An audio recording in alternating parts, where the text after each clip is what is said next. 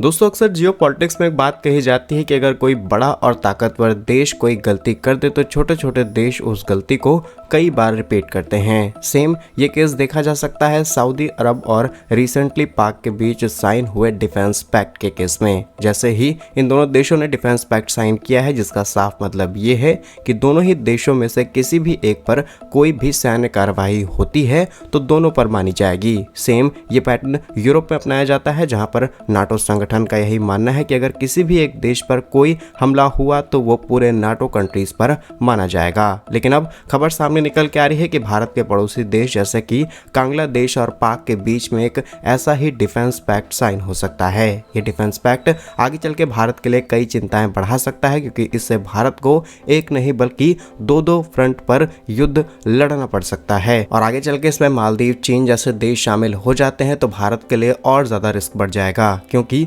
चीन जैसे देश तो वैसे ही भारत के खिलाफ साफ साफ खड़े नजर आते हैं और ऐसे में ऐसा संगठन, ऐसा समर्थन उन्हें मिल जाए तो वो कोई कसर नहीं छोड़ेंगे। और आज के समय लगभग भारत के जितने भी पड़ोसी देश हैं उनमें से एक आध को छोड़ करके सभी भारत के खिलाफ जा चुके हैं। तो जानते हैं आज की इस वीडियो में कि किस तरीके के नए समझौते की बातचीत चल रही है, कैसे भारत के लिए और ज्यादा रिस्क बढ़ सकता है, सब कुछ इस वीडियो में। यदि आपको हमारा काम पसंद आए, वीडियो को लाइक, चैनल को सब्सक्राइब जरूर कीजिएगा, क्योंकि आपका ये छोटा सा काम आप तक ये जरूरी और सही खबरें लाने में हमारी बड़ी मदद करता है। तो रिसेंट रिपोर्ट्स के मुताबिक बांग्लादेश और पाक के बीच में लगातार इसी चीज पर डिस्कशन हो रहा है। अब ये बात ऑफिशियल डॉक्यूमेंट्स में सामने नहीं आई है, क्योंकि इंटरनल लेवल पर और इंटरनल सोर्सेस इस बात को लगातार क्लेम करते चले आ रहे हैं। जहां पर बातचीत ये है कि एक म्यूचुअल डिफेंस एग्रीमेंट हो, स्ट्रेटेजिक डिफेंस पैक्ट हो, इस समझौते को ऑफिशियल रूप दे दिया जाए। और ये सोर्सेस सामने निकल के आए हैं पाक के विदेश मंत्रालय से, जहां पर पाक और कांगला मिलकर के एक ज्वाइंट मैकेनिज्म ऑलरेडी सेटअप कर चुके हैं। पाक की एंट्री बांग्लादेश के अंदर हो चुके हैं। करीब 54 सालों बाद दोनों देशों ने ट्रेड करना शुरू कर दिया है। इनके ऑफिशियल्स और इनके बड़े अधिकारी बांग्लादेश की यात्रा करना शुरू कर चुके हैं। लाल मोनिरहाट एयरबेस पर इनकी आवागमन शुरू हो चुके हैं और ये सारे सिग्नल शायद पहले ही दिए जा चुके थे कि भविष्य में एक ऐसा समझौता हो सकता है। और रिसेंटली बांग्लादेश के अंदर जिस तरीके से भारत के खिलाफ जाने वाले व्यक्तियों को एक एक करके साफ किया जा रहा है, उससे भी भारत के खिलाफ एक नया माहौल बनाने की कोशिश की जा रही है। वहीं मोहम्मद यूनुस तो ऑलरेडी भारत के खिलाफ कई बार अपने स्टेटमेंट्स दे चुके हैं। भारत के नॉर्थ ईस्ट के स्टेट्स को भारत का हिस्सा नहीं मानते हैं, गार्जियन ऑफ ओशन तक कहने की बात करते हैं। और आज के समय बांग्लादेश के अंदर रहने वाली मोस्टली पॉपुलेशन इसी विचारधारा के साथ पल रही है कि अगर भारत के साथ किसी भी तरीके का नया युद्ध छेड़ देते हैं तो हम अपने देश का एक्सपेंशन कर लेंगे और भविष्य में हम और ज्यादा खुश रहेंगे। लेकिन इन्हें अंदाजा नहीं है कि भारत ने जो तैयारी करके रखी है उससे ये चाहे पाक के साथ डिफेंस पैक्ट साइन करें, सऊदी के साथ या फिर चीन के साथ, क्योंकि सिलीगुड़ी कॉरिडोर पर ही आज के समय पूरी दुनिया की नजर है। लेकिन भारत ने उसी को सबसे ज्यादा मजबूत करके रखा है। लास्ट वीडियो में हमने आपको बताया था कि भारत ने आखिर कौन कौन से हथियार वहां पर डिप्लॉय करके रखे हैं। एक बार फिर